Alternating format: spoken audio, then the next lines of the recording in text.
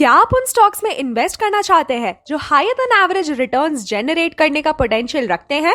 अगर हाँ, तो आपको पता होना चाहिए कि एक विनिंग स्टॉक को चुनना मुश्किल हो सकता है और आपकी सफलता के चांसेस को बढ़ाने के लिए आपको स्टॉक के फंडामेंटल्स पर नजदीकी से नजर रखनी होगी।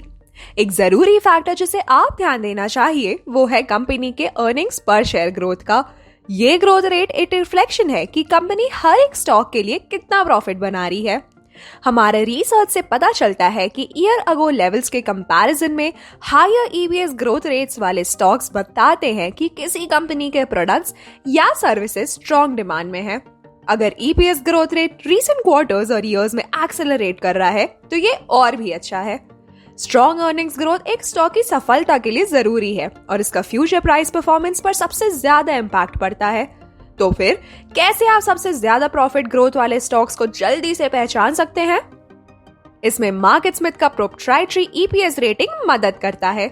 ईपीएस रेटिंग सभी लिस्टेड कंपनीज के अर्निंग्स ग्रोथ और अर्निंग स्टेबिलिटी को पास्ट 3 to 5 इयर्स के हिसाब से कंपेयर करता है, जिसमें सबसे ज्यादा वेटेज मोस्ट रीसेंट 2 क्वार्टर्स में दिया जाता है और रिजल्ट को 1 से 99 के बीच में रैंक किया जाता है, जिसमें 99 सबसे अच्छा रेटिंग है। फॉर एग्जाम्पल, अगर किसी स्टॉक का ईपीएस रेटिंग 99 है, उसका मतलब है कि ये कंपनी की ईपीएस ग्रोथ के मामले में सभी स्टॉक्स के कंपैरिजन में 99% स्टॉक्स को आउट परफॉर्म किया है, यानी कि सबसे ऊपर है। हमारी एम्पिरिकल स्टडीज के हिसाब से 80 या उससे ज्यादा रेटिंग वाले स्टॉक्स को सबसे ज्यादा सक्सेस के चांसेस होते हैं। याद रखिए कि एक लो ईपीएस रेटिंग का मतलब ये नहीं कि एक स्टॉक फेल होना तय है।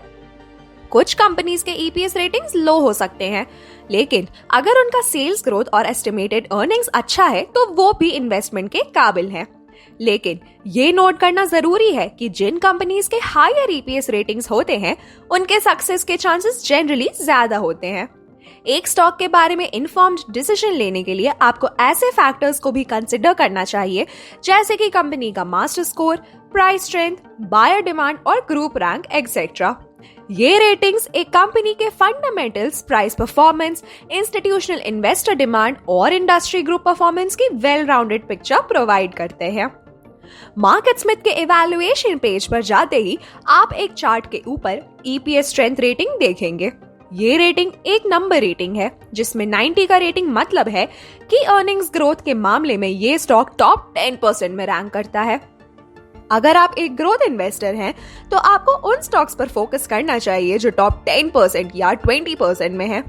कुछ भी उससे नीचे बहुत ध्यान से उसकी स्टडी करनी चाहिए। अगर आप समरी सेक्शन में आ जाते हैं तो आप यहाँ भी ईपीएस रेटिंग देख सकते हैं। अब क्या रिसेंटली ईपीएस रैंक में इंप्रूवमेंट वाली स्टॉक्स को फाइंड करने का कोई आसान तरीका है? जवाब है हाँ। आप आइडिया लिस्ट पेज पर जा सकते हैं और मार्केटस्मिथ स्टॉक स्क्रीन सेक्शन के new high with best EPS rank नाम की लिस्ट पर क्लिक कर सकते हैं। इस लिस्ट में वो स्टॉक्स शामिल हैं जिनके लास्ट वीकली क्लोजिंग प्राइस उनके 2 ईयर हाई प्राइस से 5% के अंदर है और उनके ईपीएस रेटिंग कम से कम 85 है। जब आप इस लिस्ट में एक ग्रोथ स्टॉक देखते हैं तो आपको उस स्टॉक को और अच्छे से स्टडी करना और उसके फंडामेंटल और टेक्निकल परफॉर्मेंस के बारे में और ज्यादा इंफॉर्मेशन कलेक्ट करनी चाहिए।